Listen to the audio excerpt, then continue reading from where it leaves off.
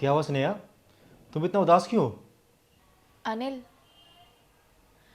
हमने अपने बेटे का इतने बड़े हॉस्पिटल में इतने बड़े से बड़े डॉक्टरों से इलाज करा लिया, लेकिन फिर भी कुछ नहीं हुआ।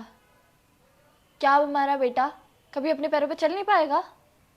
हमारा इकलौता बेटा है, ऊपर से वो इतना मासूम है। पता नहीं ऊपर वाला किस बात की सजा दे रहा है उसको। देखो स्नेहा, तुम परेशान मत हो, वह बहुत जल्दी ठीक हो जाएगा। तुम इतनी टेंशन मत लो। कोई तो अच्छा हॉस्पिटल होगा ना इस दुनिया में, कोई तो अच्छा डॉक्टर होगा जो हमारे बेटे का इलाज कर दे।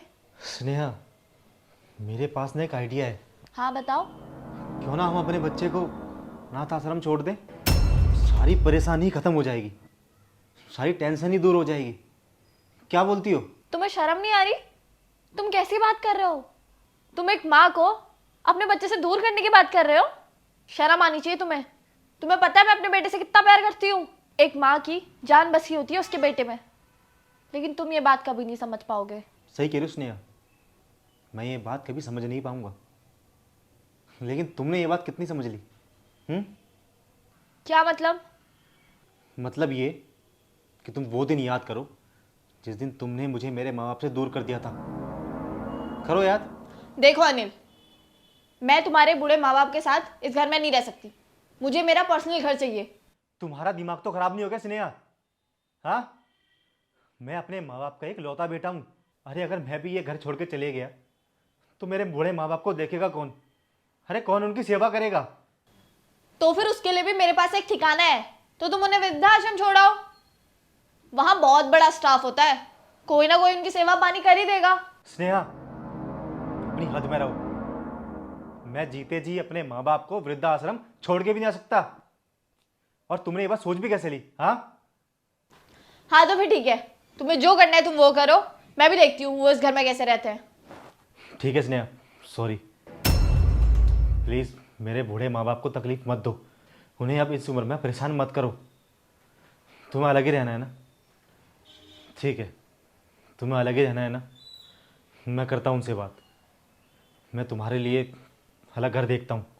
लेकिन प्लीज़ प्लीज़ मेरे बूढ़े माँ बाप को तंग मत करो इस उम्र में। मैं तुम्हारे आगे हाथ जोड़ता हूँ। हाँ अब ठीक है।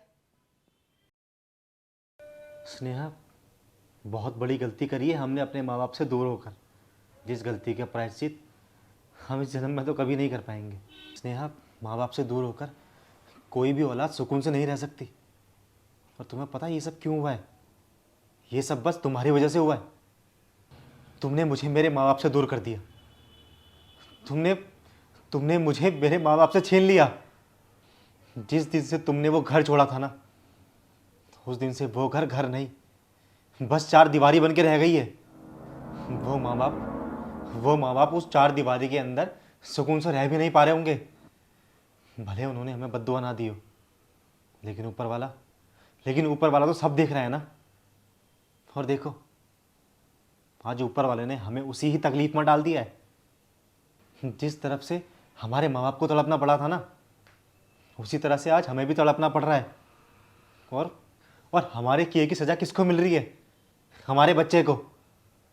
और ये सब बस तुम्हारी वजह से हुआ है स्नेहा। अरे यार, माँ बाप की खुशियाँ उनके बच्चों में होती है, उनकी जान उनके बच्चों में बसती है। माँ बाप खुश होते हैं अपने बच्चे को देखकर, लेकिन तुमने वो सारी खुशियाँ उन माँ बाप से छीन ली। आखिर तुम्हारा क्या बिगाड़ा था उन्होंने? हाँ, तुमने क्यों करा मुझे उनसे दूर? क्या इसी दिन के लिए उन्होंने मुझे पाला था कि हमारा बेटा बड़ा होकर अपनी बीवी के साथ कहीं और चले जाएगा, वो भी हमें छोड़ के? एक बात याद रखो स्नेहा, कर्मा हमेशा लौट के आता है।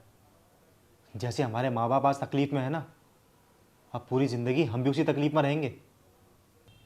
अभी भी वक्त है कि हमें उनसे माफ़ी मांगनी चाहिए। अनिल, अनिल प्लीज़ मुझे माफ़ कर दो। प्लीज़, मैंने बहुत बड़ी गलती कर दी है। मैं नहीं चाहती कि मेरी गलतियों की सज़ा मेरा बेटा भुगते। प्लीज़ मुझे माफ़ कर दो, प्लीज़। तुम्हें मुझसे माफ़ी मांगने की कोई ज़रूरत नहीं है। तुमने मेरा दिल नहीं दुखाया, तुमने दिल दुखाया है मेरे माँ बाप का। तुम्हें उनसे माफ़ी मांगनी चाहिए। और मैं होता भी कौन हूँ तुम्हें माफ़ करने वाला? प्लीज़ मुझे माफ़ कर दो, प्लीज़। मुझे उनके पास ले चलो, मैं उनसे हाथ जोड़ के माफ़ी मांगूंगी। अब से वो हमारे साथ ही रहेंगे।